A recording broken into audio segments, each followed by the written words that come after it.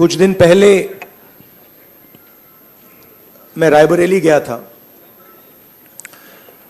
और वहां मुझे मोची की दुकान दिखी, तो मैं वहां रुक गया। मैं उनके पास जाके बैठ गया, समझना चाहता था ये कर क्या रहे हैं। बातचीत हुई और मैं उनको देख रहा था। मोची हैं, हाथ में अनलिमिटेड स्किल थी उनकी।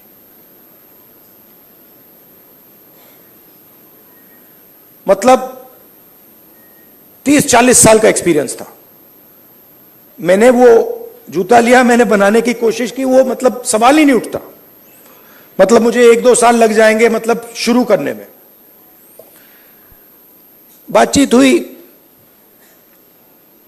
मैंने पूछा क्या हो रहा है, कैसे चल रहा है। उन्होंने कहा ये जो मेरा बेटा है ये पहले मेरे साथ काम करता था, अब नहीं करता है, ये भाग गया, चला गया।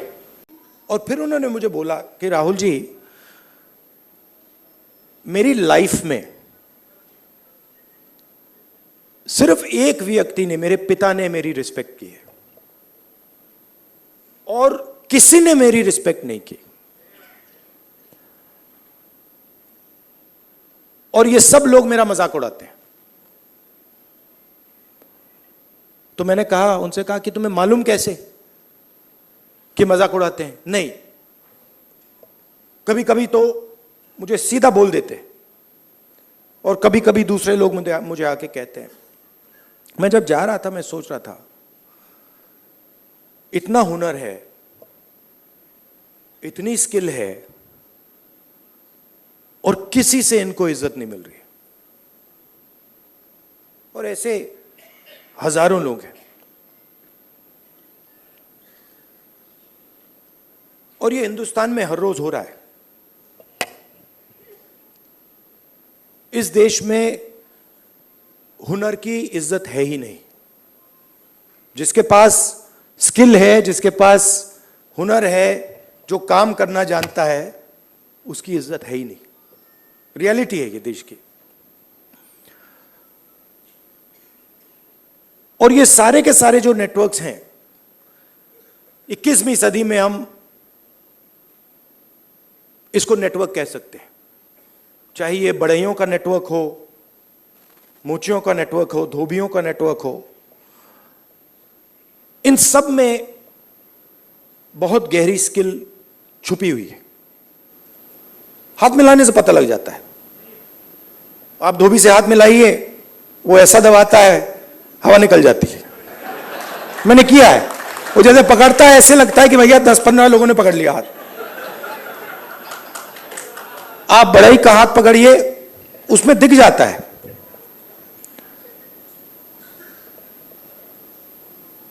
और फिर मैंने मोची भाई से बात की और मैं जो सिस्टम में काम करते हैं उनसे भी बात करता हूं, तो मुझे अंदर से दिखता है, बाहर से भी दिखता है। तो फिर जब मैं उनके साथ बैठा था, मुझे एक बात याद आई। यूपीए की सरकार थी और स्किल डेवलपमेंट मिशन यूपीए के सरकार ने शुरू किया। अच्छा, मजे की बात बताऊं, ये जो हमारे मोची भाई हैं, इन्होंने मुझे बोला कि राहुल जी, मोदी जी ने नया प्रोग्राम शुरू किया। मुझे वहां बुलाया, मैं गया और फिर मुझे कहता है कि आपकी ट्रेनिंग कराएंगे। राहुल जी, मैं तो 40 साल से मोची का काम कर रहा हूं। सुनो, मैं वहां गया, वो जो उनका ट्रेनर था उसको मैं सिखा के आ गया।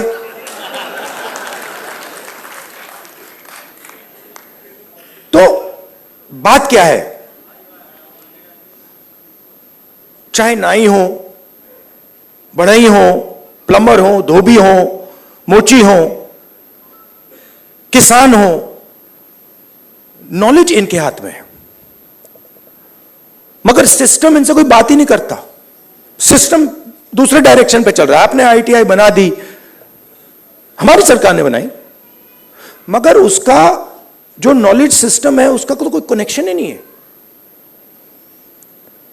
तो मैंने उनसे कहा देखो मैं आपको बताता हूं, अगर आपने नाइट ट्रेन करने हैं, मान लो आपने हिंदुस्तान में 10 लाख नाइट ट्रेन करने हैं, आप हिंदुस्तान के नाइयों को पकड़ो और कहो भैया आप ट्रेन करो, 6 महीने में 10 लाख नाई आपके सामने आ जाएंगे और कोई ज्यादा पैसा भी नहीं लगेगा। मगर ना,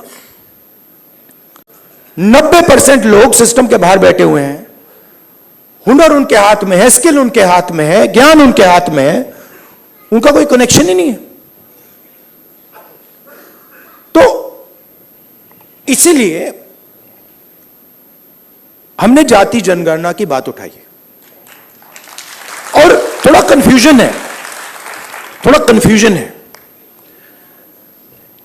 देखिए, बीजेपी के लोग कह रहे हैं कि भैया देखो हम जाति जनगणना करेंगे, उसमें ओबीसी का सेक्शन दे देंगे। जाति जनगणना सबसे पहले सिर्फ वहां ओबीसी लिखना का कोई मतलब नहीं है। अलग कम्युनिटीज हैं, हम हर कम्युनिटी की लिस्ट चाहते हैं, पहली बात। दूसरी बात, हमारे लिए यह सिर्फ सेंसस नहीं है, हमारे लिए यह पॉलिसी मेकिंग का फाउंडेशन है, मतलब नींव है। और हम सिर्फ जाति जनगणना की बात नहीं कर रहे हैं, मैं यहां क्लियरली कहना चाहता हूं, जाति जनगणना से सिर्फ आबादी पता लगेगी, वो बहुत जरूरी कदम है, क्योंकि भागीदारी से पहले आबादी के बारे में पता होना पड़ेगा, क्योंकि भागीदारी तक हम बिना आबादी के तो पहुंच ही नहीं सकते। मगर आबादी लास्ट कदम नहीं है। आप यह मत सोचिए कि आइडिया यह है कि भैया जाति जनगणना हो गई, उसमें सबकी गिनती हो गई और बात वहां खत्म हो जाएगी। नहीं, यह मेरा विजन नहीं है, यह पहला कदम है। मेरा विजन है कि हिंदुस्तान में धन किस प्रकार से बांटा जा रहा है,